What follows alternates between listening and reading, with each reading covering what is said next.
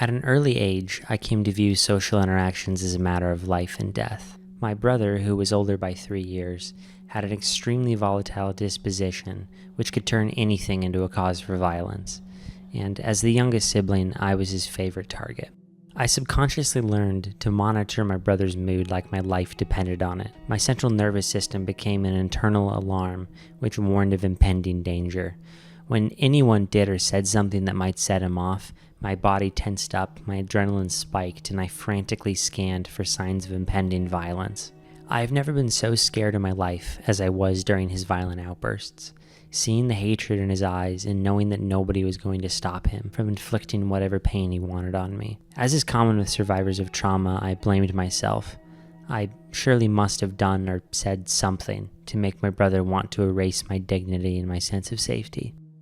When I tried to make friends during my teenage years, I slowly and painfully discovered that I was unsuited for connection with the vast majority of my peers. I never intended to cause people pain or to cross their boundaries, but I also didn't have a great sense of what boundaries were because mine had never been acknowledged, much less respected.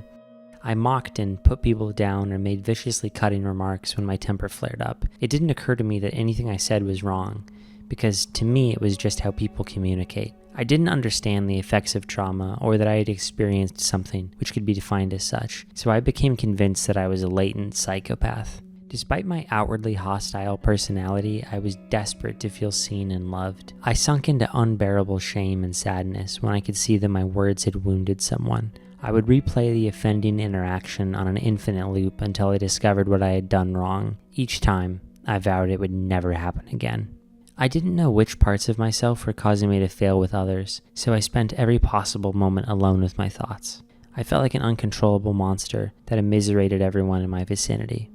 Unable to talk to others in real life, I binge-watched film and television, studying every detail of how characters behaved. Why did they make those facial expressions? When did they ask questions? How did they convey emotion? What response did their behavior elicit? When I observed a new technique, I used it in my daily life. If I was especially captivated by a character, I would mimic their behavior 24 hours a day to see what effect it had. I didn't consciously understand what I was doing. I felt like I was being guided by a higher purpose, or perhaps a higher power. My obsession became an addiction. I needed more information from everyone, everywhere, all of the time.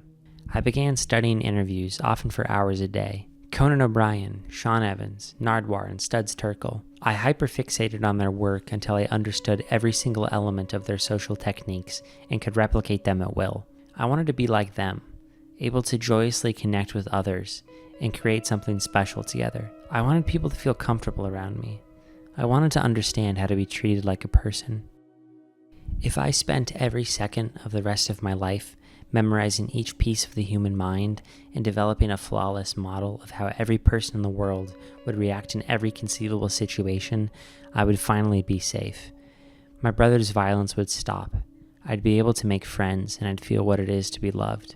It wasn't until I watched Blue Lock and Hajime no Ippo last April that everything clicked. If Isagi, a middling soccer player with no speed, power, or technique, could dream of becoming the best striker in the world, why should I accept the supposed social limitations of trauma and neurodivergence? And if Ippo, a high school student working with his single mom at their fishing boat rental business, could obsessively dream of becoming a professional boxer, why should I place myself in the prison of low expectations? Those two stories made me believe a better life was possible. I felt like I could make something of myself, that I could stop feeling like the villain of someone else's story and begin living as the hero of my own. I decided on a radically new path for my life. I was going to become the best interviewer in the world, and my trauma-fueled obsession would be the reason why. A month later, I quit my job and started this channel. I had finally gained self-awareness about the cause for my obsession with interviews and began to consciously tailor every aspect of my life to support it.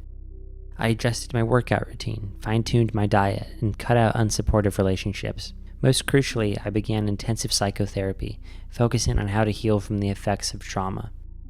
There is a sensitive place in our hearts which allows for creative expression. If you don't treat this wellspring with the love it deserves, it withers away, forever lost to the world. It is not easy to make it as a creative. Unless you're one of the tiny minority who stumble into success by the virtue of an overwhelmingly marketable natural ability, you will have to work hard and grind it out. If you don't love the process of creation or you fail to treat yourself with respect, it will be nearly impossible to achieve your goals. Take it from me. If I didn't prioritize my mental health and focus on longevity, I never would have gotten to where I am today. Now, I may not be the most successful interviewer in the world, but I do genuinely think I'm the best. If nothing else, I have at least proven to myself that I can connect with others on an emotional level. I still fear social interaction, but I've come a very long way from the days of my youth. And if that's all I ever achieve in my career, I figure that'll be good enough.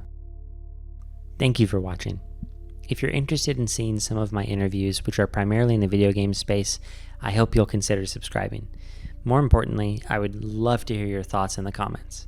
Engaging with y'all is my favorite part of this job. All right, until next time.